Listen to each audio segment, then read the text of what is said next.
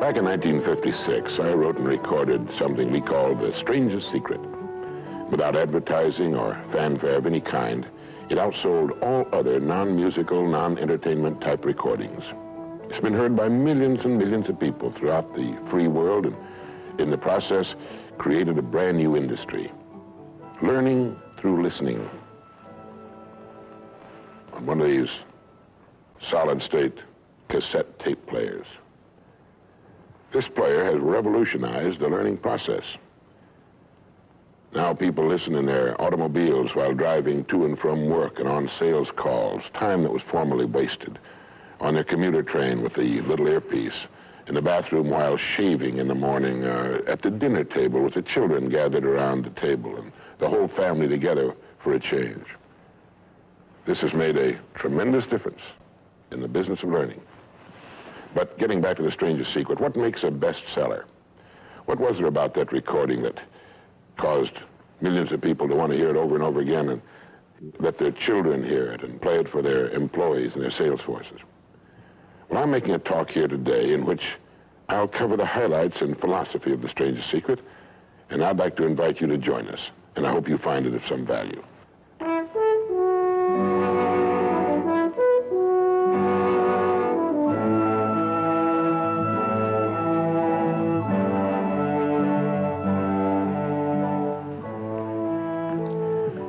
I want to tell you the most interesting story in the world. Why a person becomes the person he becomes. Why a little boy or a little girl grows up to be the kind of person he or she becomes. Now, the estimates by the experts in this field are that most of us are using somewhere around 5% of our real potential. Some experts say as little as 1%. It means that we're only giving about 5% of ourselves to what we're doing, to our days, our work, our families, everyone we know, our entire environment. But it also means that we're only experiencing 5% of the fun, 5% of the joy, 5% of the rewards we could be knowing, or less. All the experts are agreed that in each of us, there are deep reservoirs of ability, even genius, that we habitually fail to use. Why? We know that most people desire by nature to succeed. But what is success? What is this word that has become so famous in the world? What does it mean? Most people don't know what success is all about. And since they don't know what it's about, they really don't know where to look for it. Success is really nothing more than the progressive realization of a worthy ideal. This means that any person who knows what he's doing and where he's going is a success. Any person with a goal toward which he's working is a successful person. This means that the boy in high school who's working toward a diploma, or the boy in college toward a degree, is just as successful as any human being on earth, because he knows what he's doing, why he's getting up in the morning, and where he's going. But conversely, if a person doesn't know what he's working toward, what it is he wants, doesn't have a goal toward which he's working, then he must, at least by this definition, be called unsuccessful. Why isn't then, with this simple definition, why isn't everyone successful? Should be easy. Yet surveys indicate that 19 out of 20, 95% at least, are not. In fact, a survey one time asked thousands of working men why they got up in the morning and went to work, and 19 out of 20 didn't know. 19 out of 20 working people didn't have the foggiest notion of why they got up in the morning and went to work. Under closer questioning, they said, well, everybody works. Well, that would be a good reason to quit. In fact, here's a little rule of thumb you might want to remember. Whatever the great majority is doing under any given circumstance, if you do exactly the opposite, you'll probably never make another mistake as long as you live. Just something to keep in the back of your mind. The problem with most people is that they're playing the world's most unrewarding game. And the name of the game is follow the follower. There's a story about a small town in which there was a jewelry store, and like all jewelry stores, or most jewelry stores at least, he had a big clock in his window. And every morning for years, he'd noticed a working man stop, adjust his pocket watch to the same time as the clock in the window. He'd been doing this for many years, and one morning the jeweler was out in front sweeping a sidewalk, and so he asked the man, he said, tell me, why do you adjust your watch to my big clock every morning? I've noticed you're doing that for years. The man said, well, I'm the foreman down at the big plant. He said, I want to make sure my watch is correct because I blow the quitting whistle every night at 5 o'clock. The jeweler looked at him rather strangely for a minute, and he said, well, that's funny. He said, I've been setting that big clock in the window by that quitting whistle all these years. A very logical thing, but they could have been off 6 months. It was a case of a person just going along with what he thought to be correct without checking his references. So I want to suggest that from now on out, at least we do that we check our references and ask ourselves, are the people I'm following going where I want to go? Let me tell you the story of what we might call the average young man in our society. Now, from the time this boy is born, there's only one thing on earth he can do, and that's to begin to think, act, and talk like the people by whom he's surrounded. This is all in the world he can do. But right off the bat, the odds are 95 to 5 that he's thinking, acting, and talking like the wrong group. They're wonderful people. They love him. They'd do anything in the world for him. They want him to succeed. But the odds are 95 to 5 they haven't got the answers he needs if he's to reach fulfillment as a human being, if he's to reach this success that he wants, if he's to reach into these deep reservoirs of ability and genius we know he possesses and draw it out. Well, he starts in school. The most important thing to a little boy in school is to be liked by the other little boys in school. And so at this tender age, he begins to follow other little boys his same age who don't know any more than he knows and who do not necessarily have any capacity for leadership. And he does this in the first grade, and the second, and the third, and the fourth, and the fifth, and the sixth, and the seventh, and the eighth, and year after year after year, he forms himself into a composite average of other little boys his age, trying to be like them, trying to do the only thing in the world that's impossible for a human being to do, which is to be like somebody else. Now, let's say he goes all the way through school, usually goes in the military service. Again, he's caught in a vice-like grip of conformity. Now, let's say he's 25 years old, out of school, out of service. What's he going to do? As a rule, he'll go back to his hometown, unless he's married, in which case he'll go to his wife's hometown. But let's say he goes back to his own hometown, he's single, he doesn't know quite what to do, and he's standing on a corner one morning, and a friend that he knew in school comes up and says, hi there, Charlie, what are you doing? He says, nothing. He says, why don't you come down and work where I work? It's a pretty good place, the pay's regular, we got all kinds of fringe benefits and so on, and so he does. The odds are about, again, 95 to 5 that his first job is taken as a result of random application. On the job, without thinking about it, the most natural thing in the world for him to do is to look around, see how the other guys are doing their job, and to begin doing his the same way, assuming that what is normal for them is normal for him. No reason for this. He doesn't think about it. He just does it. Now, he has stretching in front of him 50 years or more in the golden age that man has been dreaming of since the days of ancient Greece. What's he going to do with these 50 golden years? Well, let's take a close look at him. We know that he works 40 hours a week, as a rule. 40 hours a week, which leaves him 72 hours a week when he's neither working nor sleeping. 72 free, discretionary hours each week to do with as he pleases. Now, at this point, of course, he's married. He has his little house and his little car. And this is about what he does with his free 72 hours every week. He'll do what the other fellows are doing with their free 72 hours every week, which is virtually nothing at all. On a typical day, he'll quit right on the dot, get in his little car, go to his little house, go in his little kitchen, kiss his little wife, and say, I'm tired. They've even figured out why he says that. The experts believe that he used to hear his father say that back when men used to get tired working during the day, and he picked it up and he repeats this every night when he gets home. He bolts his little meal and then heads for the living room where he turns on his escape box.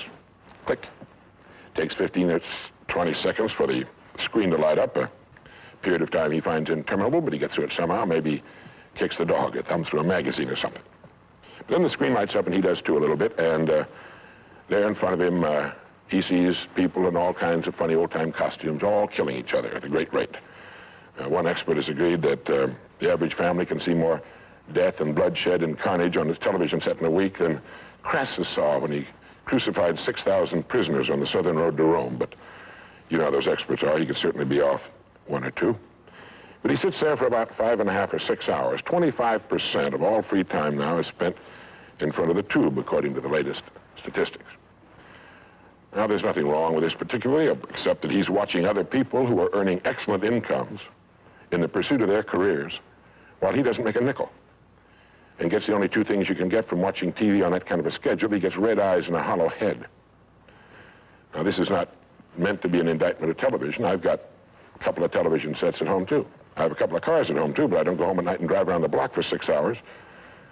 If there's someplace I want to go, fine. My car will take me there. If there's a great program, like a golf match or something like that, I want to see it. But he sits there for 6.5 hours until finally his wife, who's a little more practical than he is, taps him on the shoulder and she said, Charlie, I think it's about time you went to bed. You've got to get up in the morning and go to work. And he's okay, and he shuts it off. He knows how to do that. He just shuts it off and goes to bed. Next morning he gets up and he does this all over again. He does this every day for 40 years. At the end of 40 years, he's retired, which always kind of catches him by surprise. No one's ever figured that one out either. And then he dies at 85 or 90, the way medical science is moving us along, out of sheer boredom. Well, what's the problem? Is there a tragedy here? Not really, if that's the way Charlie wants to spend his life, our mythical, hypothetical young man. If he wants to spend his life that way, that's his business. He lives in a free society, he can do anything with it he wants. But there's a terrible tragedy here if he's living that way because of the total lack of a decision. If he's living that way simply because he's still doing what he was doing in the first and second grade, and that's going along with the fellas up and down the block on the unspoken assumption that they know how to live, then there's a real tragedy there. Because they've never known how to live, not in all the recorded history of mankind. He never finds out who he is. He never reaches into the deep depths of his abilities, his talents. He never learns that he can have just about anything he wants in the world, that he can call his own shots, tell his own fortune. And it's kind of a pity. Well, what's needed? Well, what's needed, I think, is a checklist, like an airplane pilot uses. I think that living successfully is as important as flying an airplane. And here are some of the things that I think should be on that checklist that could help this man live a more meaningful, more interesting, more exciting, more enjoyable life. The first thing that he ought to have on his checklist, in my opinion, is the word a goal. A man without a goal is like a ship without a rudder. He doesn't know where he's going. He then belongs to that 95% that are just living day by day, month after month, like a starfish or an amoeba. He needs to know where he's going. Back in the early days of navigation, sailors used to see a strange sight in the Antarctic. They'd see a giant iceberg towering high out of the sea, and it would be moving against the wind. The wind would be blowing this way. The great iceberg would be moving right into the teeth of the wind. And this, of course, frightened the sailors whose ships were powered by the wind, until it was discovered that, of course, only a fraction of the great berg was visible, and that its huge, ponderous roots were caught in the great currents of the ocean. And it was being borne purposefully along its way, regardless of the winds and the tides on the surface. Well, this is what a man needs. He needs his roots deep in a great mainstream of his own choosing, and then he'll move along his way, regardless of the winds on the surface of his life or short-term expediency, and he'll get to where he's going. The second word on our checklist might be the word attitude. It's been called the most important word in any language in the world, because it's our attitude toward our world, toward all the people in it, that will determine the world's attitude and all the people's attitude toward us. It's a simple thing. Most of us know it, but we tend to forget it. People will react to us according to our attitude. And our attitude is the greatest gift we can be given. You know, the little creatures of the world were given a wonderful gift by Mother Nature called protective coloring, in which they can blend into their background without being seen. But man was not given this great gift, because man was given an incalculably greater one. Only man has the godlike power to make his surroundings change to fit him, because his environment will change as he changes. A man's environment is a merciless mirror of him as a human being. And if he thinks his environment can stand a little improvement, all he has to do is improve, and his environment will improve to reflect the changing man. Third would be the word think. To think. The highest function of which a human being is capable. It was put pretty well by the great Pulitzer Prize-winning playwright Archibald MacLeish in his great play, The Secret of Freedom, in which he has one of his characters say, "The only thing about a man that is a man is his mind. Everything else you can find in a pig or a horse." It's true. And so if we're going to develop something, this is a good place to start. To think deliberately and with a purpose. To spend a little time each day before a blank sheet of paper with our goal perhaps written at the top, and come up with some fresh, new, and exciting ideas.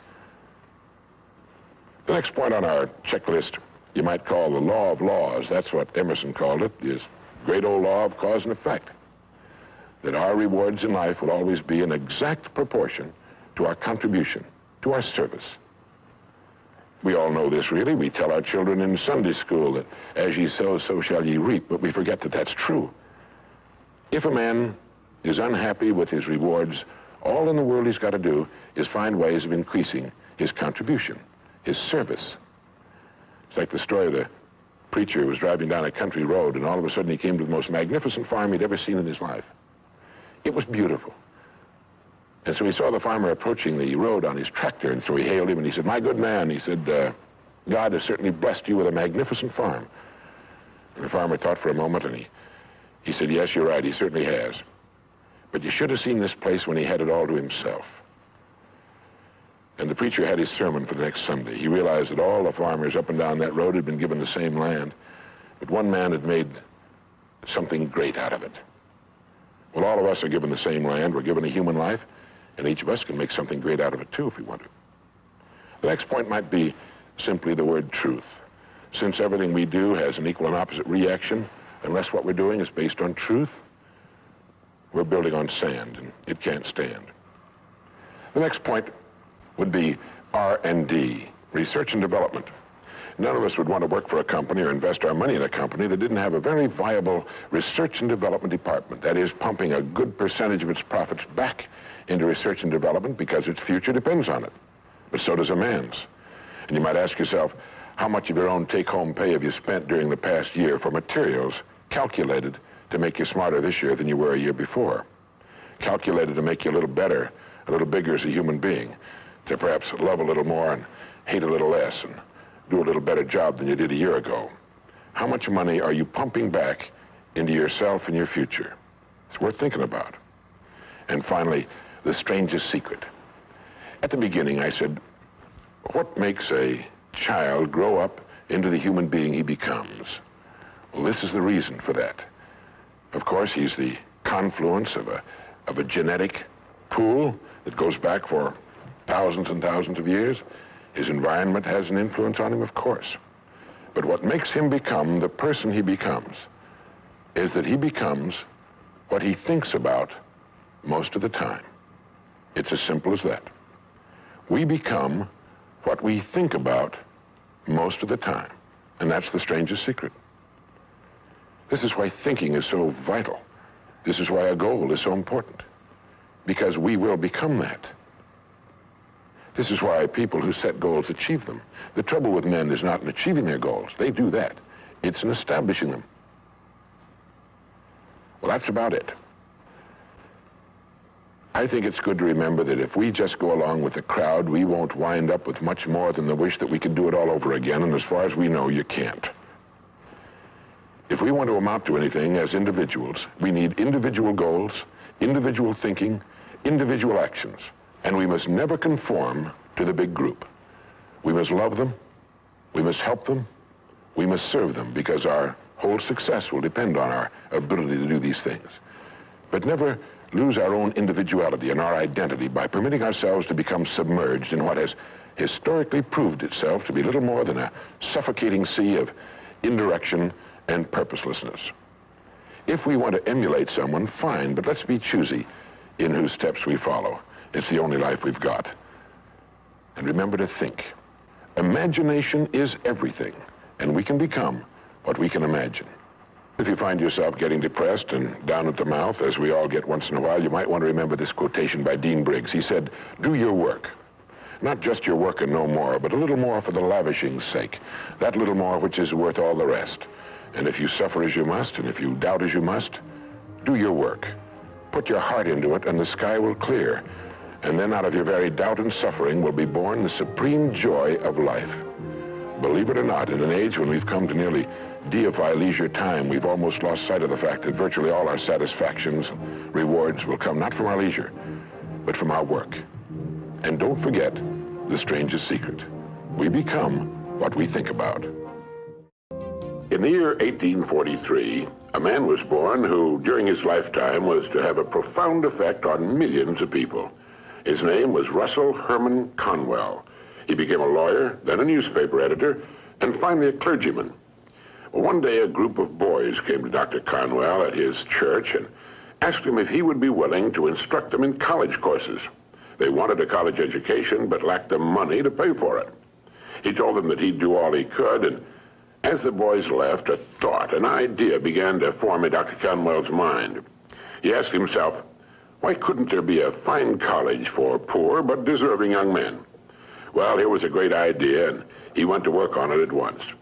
Almost single-handedly, Dr. Conwell raised $7 million with which he founded one of the world's leading universities.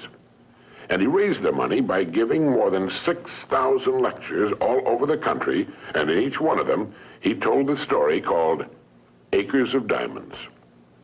The story was the account of an African farmer who heard tales about other settlers who had made millions by discovering diamond mines. And these tales so excited the farmer that he could hardly wait to sell his farm and search for diamonds himself. So he sold his farm and spent the rest of his life wandering the vast African continent, searching unsuccessfully for the gleaming gems which brought such high prices on the markets of the world. Finally, in a fit of despondency, broke and desperate, as I remember the story, he threw himself into a river and drowned. Now, meanwhile, the man who had bought his farm one day found a large and unusual stone in a stream which cut through the property. And the stone turned out to be a great diamond of enormous value. And he then discovered that the farm was covered with them, and it was to become one of the world's richest diamond mines. The first farmer had owned literally acres of diamonds, but had sold them for practically nothing in order to look for them elsewhere. If he'd only taken the time to study and prepare himself, to learn what diamonds looked like in their rough state, and had first thoroughly explored the land he owned, he would have found the millions he sought right on his own property.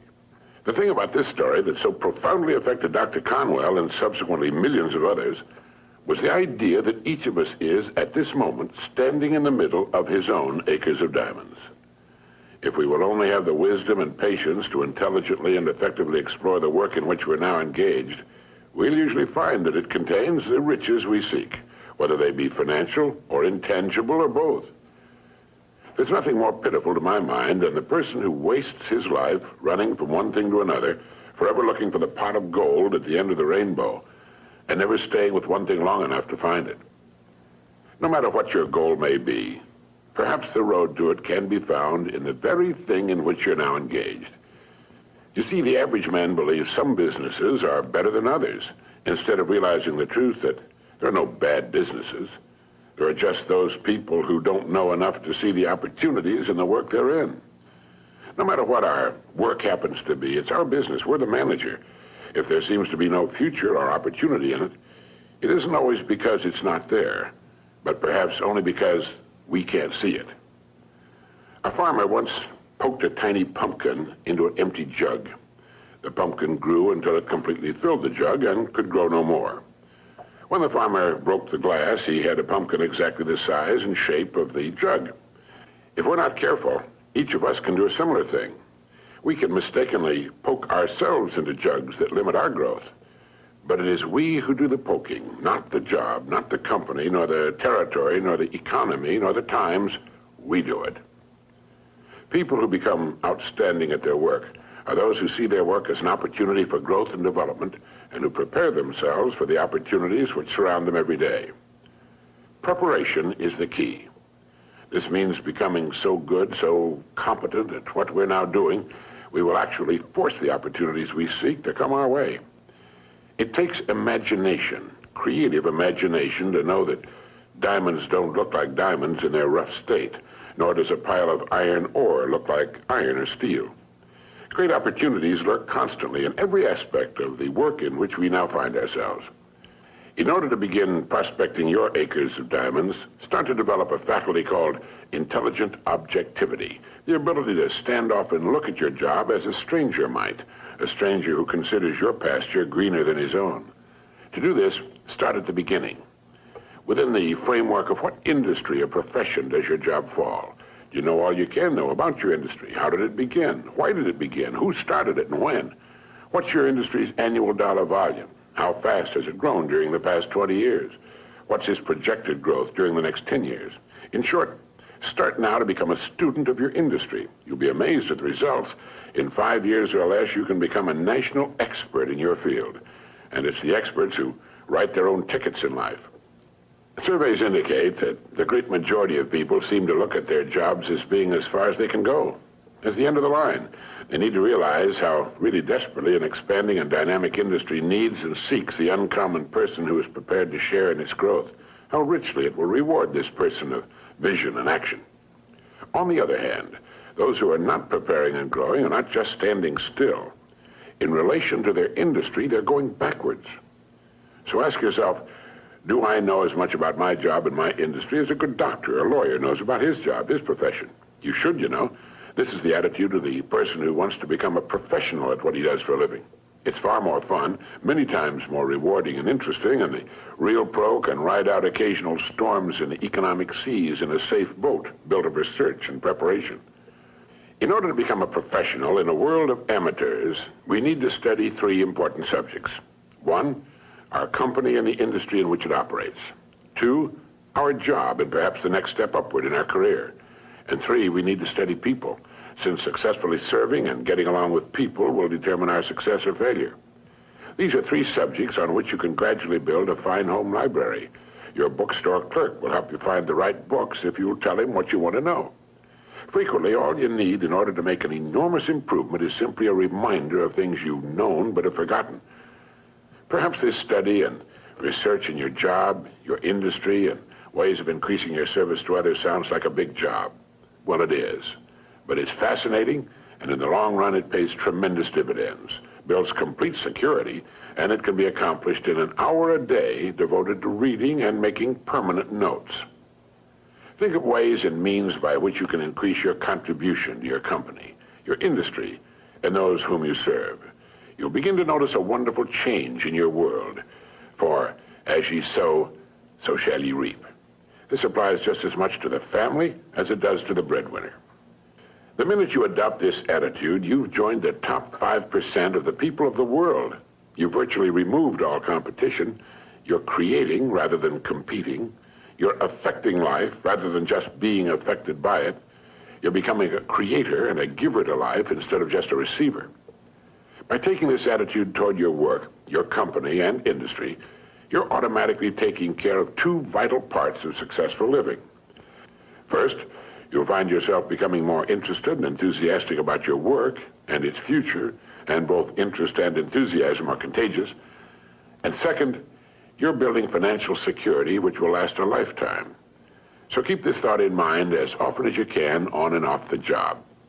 Somewhere in your present work, there lurks an opportunity which will bring you everything you could possibly want for yourself and your family. It will not be labeled opportunity. It will be hidden in common, everyday garments, just as was the hairpin with which a man fashioned the first paperclip, or the dirty drinking glass which triggered the paper cup industry. Now, in closing, here are 12 points to remember.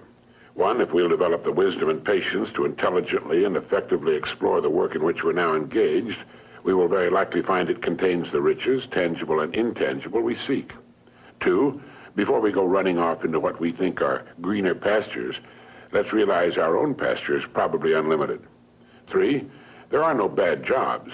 It's the way in which we go about our work that makes it good or bad. 4, let's not poke ourselves into jugs beyond which we cannot grow. Let's avoid self-limitation. 5, only preparation can ensure our taking advantage of the opportunities which will present themselves in the future, opportunities which are around us now. Let's begin to prepare now. 6, put your imagination to work on the many ways and means of improving what you're now doing. 7, learn all you can about your job, your company, and your industry. 8, since there's no limit to the growth of your industry, it must follow there's similarly no limit to your growth potential within that industry. 9, our dynamic and growing economy needs and will well reward the uncommon person who prepares for a place in its growth. 10, begin to build your library of reference material pertaining to your company, industry, job, and on how to better serve and get along with people. 11, set aside an hour a day for this study and research. 12, remember the story of the acres of diamonds. I'd like to tell you about the strangest secret in the world. Some years ago, the late Nobel Prize-winning Dr. Albert Schweitzer was being interviewed in London, and a reporter asked him, "Doctor, what's wrong with men today?" And the great doctor was silent a moment, and then he said, "Men simply don't think." It's about this that I want to talk with you. We live today in a golden age. This is an era that man has looked forward to, dreamed of, and worked toward for thousands of years. But since it's here, we pretty well take it for granted. We in America are particularly fortunate to live in the richest land that ever existed on the face of the earth, a land of abundant opportunity for everyone. But do you know what happens? Well, let's take 100 men who start even at the age of 25. Do you have any idea what will happen to those men by the time they're 65? These 100 men who all start even at the age of 25 believe they're going to be successful. If you asked any one of these men if he wanted to be a success, he'd tell you he did. And you'd notice that he was eager toward life, that there was a certain sparkle to his eye, an erectness to his carriage, and life seemed like a pretty interesting adventure to him. But by the time they're 65, 1 will be rich. 4 will be financially independent. 5 will still be working. 54 will be broke. Now think a moment. Out of the 100, only 5 make the grade. Now why do so many fail? What has happened to the sparkle that was there when they were 25? What's become of the dreams, the hopes, the plans? And why is there such a large disparity between what these men intended to do and what they actually accomplished? When we say about 5% achieve success, we have to define success. And here's the best definition I've ever been able to find. Success is the progressive realization of a worthy ideal. If a man is working toward a predetermined goal and knows where he's going, that man is a success. If he's not doing that, he's a failure. Success is the progressive realization of a worthy ideal. Rollo May, the distinguished psychiatrist, wrote a wonderful book called Man's Search for Himself. And in this book he says, the opposite of courage in our society is not cowardice. It is conformity. And there you have the trouble today. It's conformity, people acting like everyone else without knowing why, without knowing where they're going. Now think of it. In America right now, there are over 18 million people 65 years of age and older. And most of them are broke. They're dependent on someone else for life's necessities. Now, we learn to read by the time we're 7. We learn to make a living by the time we're 25. Usually by that time, we're not only making a living, we're supporting a family. And yet by the time we're 65, we haven't learned how to become financially independent in the richest land that has ever been known. Why? We conform. And the trouble is that we're acting like the wrong percentage group, the 95 who don't succeed. Now, why do these people conform? Well, they really don't know. These people believe that their lives are shaped by circumstances, by things that happen to them, by exterior forces. They're outer-directed people. A survey was made one time that covered a lot of men, working men, and these men were asked, why do you work? Why do you get up in the morning? 19 out of 20 had no idea. If you ask them, they'll say, well, everyone goes to work in the morning, and that's the reason they do it, because everyone else is doing it. Now let's get back to our definition of success. Who succeeds? The only person who succeeds is the person who is progressively realizing a worthy ideal. He's the person who says, I'm going to become this, and then begins to work toward that goal. I'll tell you who the successful people are. A success is the school teacher who's teaching school because that's what he or she wants to do. The success is the woman who's a wife and mother because she wanted to become a wife and mother and is doing a good job of it. The success is the man who runs the corner gas station because that was his dream. That's what he wanted to do. The success is the successful salesman who wants to become a top-notch salesman and grow and build with his organization. A success is anyone who is doing deliberately a predetermined job because that's what he decided to do deliberately. But only 1 out of 20 does that. That's why today there isn't really any competition unless we make it for ourselves. Instead of competing, all we have to do is create. You know, for 20 years I looked for the key which would determine what would happen to a human being. Was there a key I wanted to know which would make the future a promise that we could foretell to a large extent? Was there a key that would guarantee a person's becoming successful if he only knew about it and knew how to use it? Well, there is such a key, and I've found it. Have you ever wondered why so many men work so hard and honestly without ever achieving anything in particular, and others don't seem to work hard and yet seem to get everything? They seem to have the magic touch. You've heard them say that about someone. Everything he touches turns to gold. And have you ever noticed that a man who becomes successful tends to continue to become successful? And on the other hand, have you noticed how a man who's a failure tends to continue to fail? Well, it's because of goals. Some of us have goals, some don't. People with goals succeed because they know where they're going. It's that simple. Think of a ship leaving a harbor, and think of it with the complete voyage mapped out and planned. The captain and crew know exactly where it's going and how long it'll take. It has a definite goal. Now, 9,999 times out of 10,000, it will get to where it started out to get. Now, let's take another ship, just like the first, only let's not put a crew on it or a captain at the helm. Let's give it no aiming point, no goal, no destination. We just start the engines and let it go. I think you'll agree with me that if it gets out of the harbor at all, it will either sink or wind up on some deserted beach, a derelict. It can't go anyplace because it has no destination and no guidance, and it's the same with a human being. Take the salesman, for example. There's no other person in the world today with the future of a good salesman. Selling is the world's highest paid profession, if we're good at it and if we know where we're going. Every company needs top-notch salesmen, and they reward those men. The sky's the limit for them. But how many can you find? Someone once said the human race is fixed, not to prevent the strong from winning, but to prevent the weak from losing. The American economy today can be likened to a convoy in time of war. The entire economy is slowed down to protect its weakest link, just as the convoy had to go at the speed that would permit its slowest vessel to remain in formation. That's why it's so easy to make a living today. It takes no particular brains or talent to make a living and support a family today. So we have a plateau of so-called security, if that's what a person's looking for. But we do have to decide how high above this plateau we want to aim. Now let's get back to the strangest secret in the world, the story that I wanted to tell you today. Why do men with goals succeed in life and men without them fail? Well, let me tell you something which, if you really understand it, will alter your life immediately. If you understand completely what I'm going to tell you from this moment on, your life will never be the same again. You will suddenly find that good luck just seems to be attracted to you. The things you want just seem to fall in line, and from now on you won't have the problems, the worries, the gnawing lump of anxiety that perhaps you've experienced before. Doubt, fear, well, they'll be things of the past. Here's the key to success and the key to failure.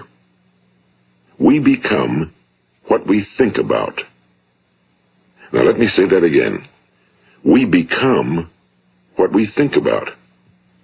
Throughout all history, the great wise men and teachers, philosophers and prophets have disagreed with one another on many different things. It's only on this one point that they are in complete and unanimous agreement. Listen to what Marcus Aurelius, the great Roman emperor, said. A man's life is what his thoughts make of it.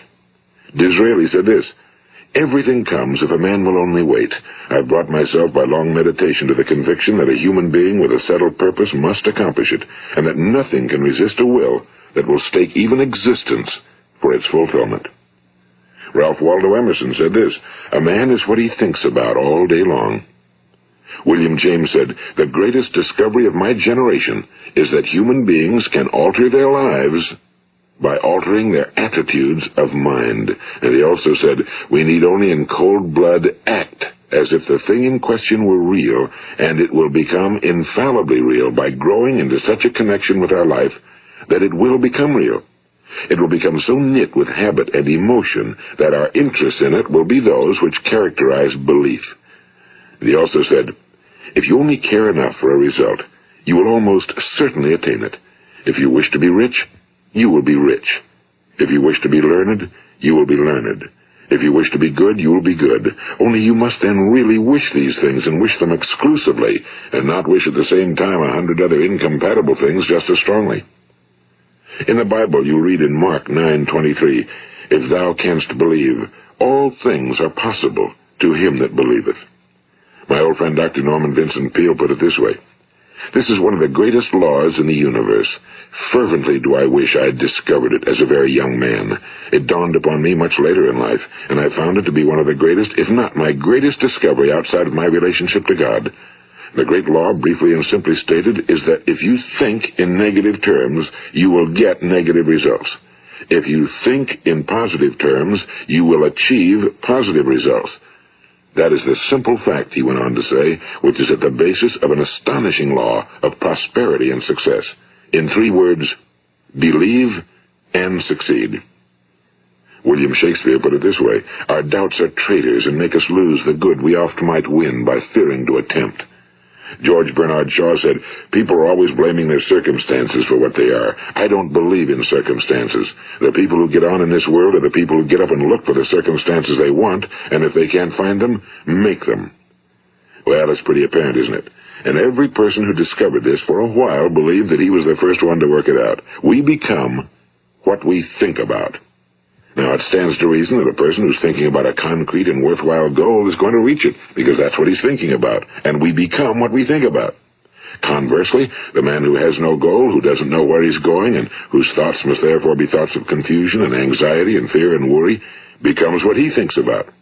His life becomes one of frustration and fear and anxiety and worry. And if he thinks about nothing, he becomes nothing. Now, how does it work? Why do we become what we think about? Well, I'll tell you how it works as far as we know. Now, to do this, I want to tell you about a situation that parallels the human mind. Suppose a farmer has some land, and it's good fertile land. Now, the land gives the farmer a choice. He may plant in that land whatever he chooses. The land doesn't care. It's up to the farmer to make the decision. Now, remember, we're comparing the human mind with the land because the mind, like the land, doesn't care what you plant in it. It will return what you plant, but it doesn't care what you plant. Now, let's say that the farmer has 2 seeds in his hand. One is a seed of corn. The other is nightshade, a deadly poison. He digs 2 little holes in the earth, and he plants both seeds, one corn, the other nightshade. He covers up the holes, waters, and takes care of the land, and what will happen? Invariably, the land will return what's planted. As it's written in the Bible, as ye sow, so shall ye reap. Now remember, the land doesn't care. It'll return poison in just as wonderful abundance as it will corn. So up come the 2 plants, one corn, one poison. Now, the human mind is far more fertile, far more incredible and mysterious than the land, but it works the same way. It doesn't care what we plant. Success, failure. A concrete, worthwhile goal, or confusion. Misunderstanding, fear, anxiety, and so on. But what we plant, it must return to us. You see, the human mind is the last great unexplored continent on Earth. It contains riches beyond our wildest dreams. It will return anything we want to plant. Now, you might say, well, if that's true, why don't people use their minds more? Well, I think they figured out an answer to that one, too. Our mind comes as standard equipment at birth. It's free, and things that are given to us for nothing we place little value on. Things that we pay money for, we value. The paradox is that exactly the reverse is true. Everything that's really worthwhile in life came to us free. Our minds, our souls, our bodies, our hopes, our dreams, our ambitions, our intelligence, our love of family and children and friends and country, all these priceless possessions are free. But the things that cost us money are actually very cheap and can be replaced at any time. A good man can be completely wiped out and make another fortune. He can do that several times. Even if our home burns down, we can rebuild it. But the things we got for nothing, we can never replace. The human mind isn't used because we take it for granted. Familiarity breeds contempt. It can do any kind of job we assign to it, but generally speaking, we use it for little jobs instead of big, important ones. Universities have proved that most of us are operating on about 10% or less of our abilities. So decide now, what is it you want? Plant your goal in your mind. It's the most important decision you'll ever make in your entire life. What is it you want? Do you want to be an outstanding salesman? A better worker at your particular job? Do you want to go places in your company? In your community? Do you want to get rich? All you've got to do is plant that seed in your mind, care for it, work steadily toward your goal, and it will become a reality. It not only will, there's no way that it cannot. You see, that's a law, like the laws of Sir Isaac Newton, the laws of gravity. If you get on top of a building and jump off, you'll always go down. You'll never go up, and it's the same with all the other laws of nature. They always work. They're inflexible. Think about your goal in a relaxed, positive way.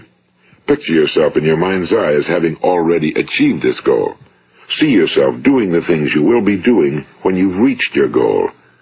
Ours has been called the phenobarbital age, the age of ulcers and nervous breakdowns and tranquilizers, at a time when medical research has raised us to a new plateau of good health and longevity. Far too many of us worry ourselves into an early grave, trying to cope with things in our own little personal ways, without learning a few great laws that will take care of everything for us. These things we bring on ourselves through our habitual way of thinking. Every one of us is the sum total of his own thoughts. He is where he is because that's exactly where he really wants to be, whether he'll admit that or not. Each of us must live off the fruit of his thoughts in the future, because what you think today and tomorrow, next month and next year, will mold your life and determine your future. You're guided by your mind. I remember one time I was driving through eastern Arizona, and I saw one of those giant earth-moving machines roaring along the road at about 35 miles an hour with what looked like 30 tons of dirt in it. A tremendous, incredible machine, and there was a little man perched way up on top with the wheel in his hands guiding it. And as I drove along, I was struck by the similarity of that machine to the human mind. Just suppose you're sitting at the controls of such a vast source of energy. Are you going to sit back and fold your arms and let it run itself into a ditch? Or are you going to keep both hands firmly on the wheel and control and direct this power to a specific, worthwhile purpose? It's up to you. You're in the driver's seat. You see, the very law that gives us success is a two-edged sword. We must control our thinking. The same rule that can lead a man to a life of success, wealth, happiness, and all the things he ever dreamed of for himself and his family. That very same law can lead him into the gutter. It's all in how he uses it, for good or for bad. This is the strangest secret in the world. Now, why do I say it's strange, and why do I call it a secret? Actually, it isn't a secret at all. It was first promulgated by some of the earliest wise men, and it appears again and again throughout the Bible, but very few people have learned it, understand it. That's why it's strange, and why, for some equally strange reason, it virtually remains a secret. I believe that you could go out and walk down the main street of your town and ask one man after another what the secret of success is, and you probably wouldn't run into one man in a month who could tell you. Now, this information is enormously valuable to us if we really understand it and apply it. It's valuable to us not only for our own lives, but the lives of those around us, our families, employees, associates, and friends. Life should be an exciting adventure. It should never be a bore. A man should live fully, be alive. He should be glad to get out of bed in the morning. He should be doing a job he likes to do because he does it well. One time I heard Grove Patterson, the great late editor-in-chief of the Toledo Daily Blade, make a speech, and as he concluded his speech, he said something I've never forgotten. He said, "My years in the newspaper business have convinced me of several things. Among them, that people are basically good, and that we came from someplace, and we're going someplace.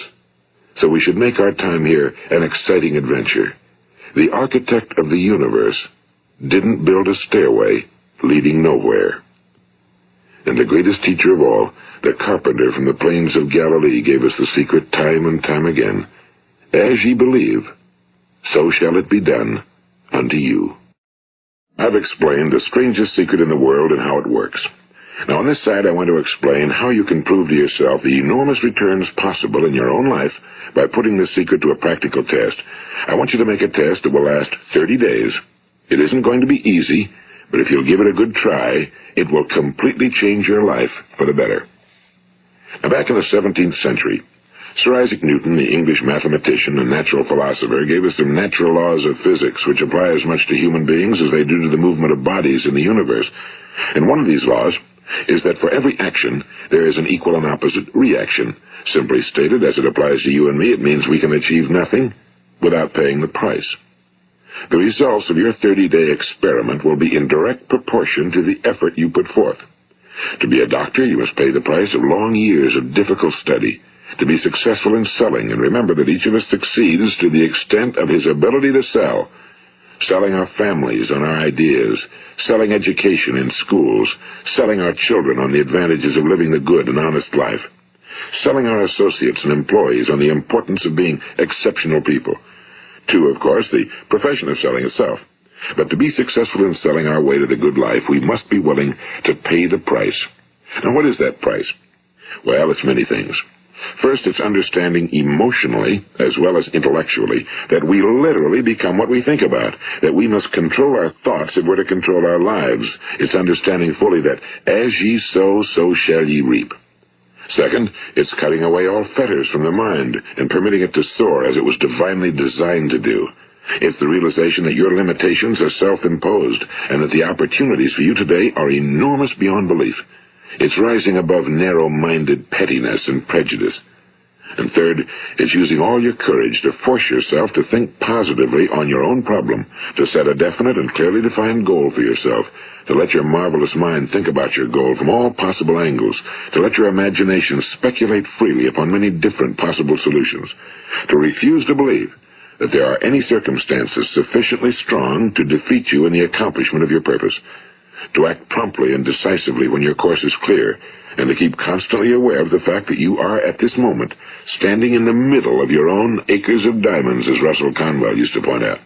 And fourth, save at least 10% of every dollar you earn. It's also remembering that no matter what your present job, it has enormous possibilities, if you're willing to pay the price. Now let's just go over the important points in the price each of us must pay to achieve the wonderful life that can be ours. It is, of course, worth any price. 1. You will become what you think about. 2. Remember the word imagination and let your mind begin to soar. 3. Courage. Concentrate on your goal every day. 4. Save 10% of what you earn. And 5. Action. Ideas are worthless unless we act on them. Now, I'll try to outline the 30-day test I want you to make. Keep in mind that you have nothing to lose by making this test and everything you could possibly want to gain. There are 2 things that may be said of everyone. Each of us wants something, and each of us is afraid of something. I want you to write on a card what it is you want more than anything else. It may be more money. Perhaps you'd like to double your income or make a specific amount of money. It may be a beautiful home. It may be success at your job. It may be a particular position in life. It could be a more harmonious family. Each of us wants something. Now write down on your card specifically what it is you want. Make sure it's a single goal and clearly defined. You needn't show it to anyone, but carry it with you so that you can look at it several times a day. Think about it in a cheerful, relaxed, positive way each morning when you get up, and immediately you have something to work for, something to get out of bed for, something to live for. Look at it every chance you get during the day and just before going to bed at night. And as you look at it, remember that you must become what you think about, and since you're thinking about your goal, you realize that soon it will be yours. In fact, it's yours really the moment you write it down and begin to think about it. Look at the abundance all around you as you go about your daily business. You have as much right to this abundance as any other living creature. It's yours for the asking. Now we come to the difficult part. Difficult because it means the formation of what is probably a brand new habit, and new habits are not easily formed. Once formed, however, it will follow you for the rest of your life. Stop thinking about what it is you fear. Each time a fearful or negative thought comes into your consciousness, replace it with a mental picture of your positive and worthwhile goal. And there will come times when you'll feel like giving up. It's easier for a human being to think negatively than positively. That's why only 5% are successful. You must begin now to place yourself in that group. For 30 days, you must take control of your mind. It will think about only what you permit it to think about. Each day for this 30-day test, do more than you have to do. In addition to maintaining a cheerful, positive outlook, give of yourself more than you've ever done before.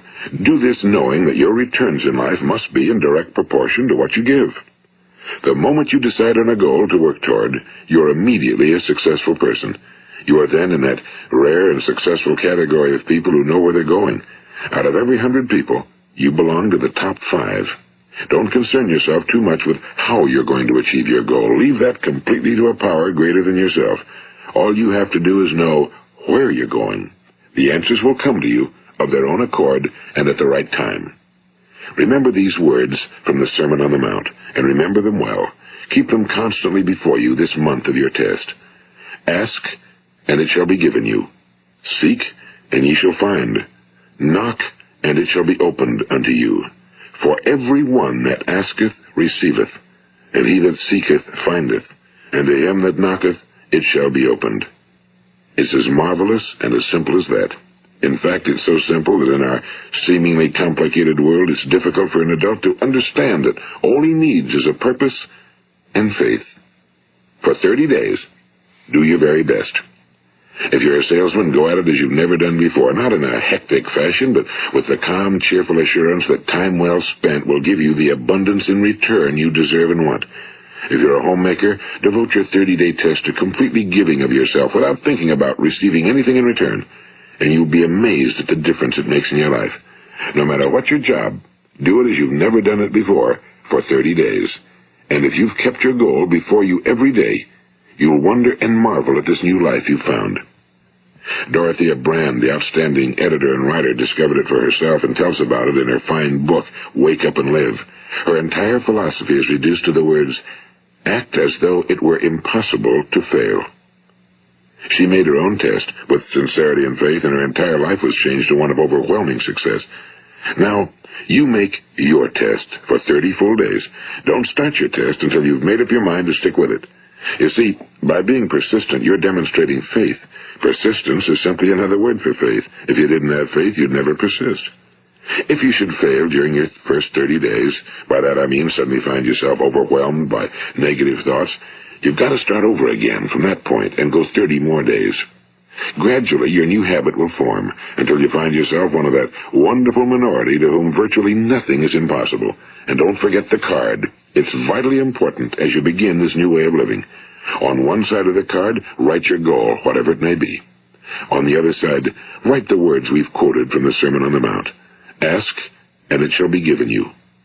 Seek, and ye shall find. Knock, and it shall be opened unto you. Nothing great was ever accomplished without inspiration.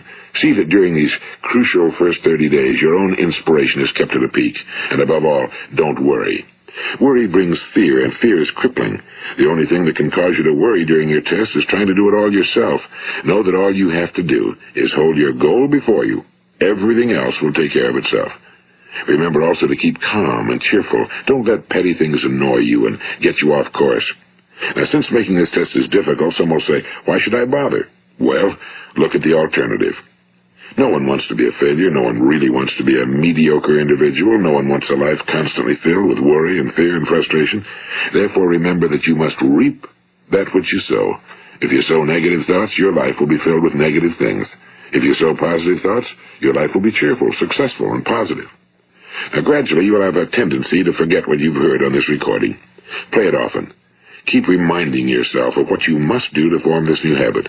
Gather your whole family around at regular intervals and listen to what's been said here. You know, most men will tell you that they want to make money without understanding the law. The only people who make money work in a mint. The rest of us must earn money. This is what causes those who keep looking for something for nothing or a free ride to fail in life. The only way to earn money is by providing people with services or products which are needed and useful. We exchange our time and our product or service for the other man's money. Therefore, the law is that our financial return will be in direct proportion to our service. Now, success is not the result of making money. Making money is the result of success, and success is in direct proportion to our service. Most people have this law backwards. They believe that you're successful if you earn a lot of money. The truth is that you can only earn money after you're successful. It's like the story of the man who sat in front of the stove and said to it, give me heat, and then I'll add the wood. How many men and women do you know, or do you suppose there are today, who take the same attitude toward life? There are millions. We've got to put the fuel in before we can expect heat. Likewise, we've got to be of service first before we can expect money. Don't concern yourself with the money. Be of service. Build, work, dream, create. Do this and you'll find there's no limit to the prosperity and abundance that will come to you. Prosperity, you know, is founded upon a law of mutual exchange. Any person who contributes to prosperity must prosper in turn himself. Sometimes the return will not come from those you serve, but it must come to you from someplace, because that's the law. For every action, there is an equal and opposite reaction. As you go daily through your 30-day test period, remember that your success will always be measured by the quality and quantity of service you render, and money is a yardstick for measuring this service. No man can get rich himself unless he enriches others. Now, there are no exceptions to a law. You can drive down any street in America and from your car estimate the service that's being rendered by the people living on that street. Had you ever thought of this yardstick before? It's interesting. Some, like ministers and priests and other devoted people, measure their returns in the realm of the spiritual, but again, their returns are equal to their service. Once this law is fully understood, any thinking person can tell his own fortune. If he wants more, he must be of more service to those from whom he receives his return. If he wants less, he has only to reduce his service. This is the price you must pay for what you want. If you believe you can enrich yourself by deluding others, you can end only by deluding yourself. It may take some time, but just as surely as you breathe, you'll get back what you put out. Don't ever make the mistake of thinking you can avert this. It's impossible. The prisons and the streets where the lonely walk are filled with people who tried to make new laws just for themselves. We may avoid the laws of man for a while, but there are greater laws that cannot be broken. An outstanding medical doctor recently pointed out 6 steps that will help you realize success. 1. Set yourself a definite goal. 2. Quit running yourself down. 3. Stop thinking of all the reasons why you cannot be successful and instead think of all the reasons why you can. 4. Trace your attitudes back through your childhood and try to discover where you first got the idea you couldn't be successful, if that's the way you've been thinking. 5. Change the image you have of yourself by writing out a description of the person you would like to be. And 6. Act the part of the successful person you have decided to become. The doctor who wrote those words is a noted West Coast psychiatrist, Dr. David Harold Fink. Do what the experts since the dawn of recorded history have told you you must do. Pay the price by becoming the person you want to become. It's not nearly as difficult as living unsuccessfully. Make your 30-day test, then repeat it again, and each time it will become more a part of you until you'll wonder how you could ever have lived any other way. Live this new way and the floodgates of abundance will open and pour over you more riches than you may have dreamed existed. Money? Yes, lots of it. But what's more important, you'll have peace. You'll be in that wonderful minority who lead calm, cheerful, successful lives. Start today. You have nothing to lose, but you have a whole life to win. This is Earl Nightingale, and thank you.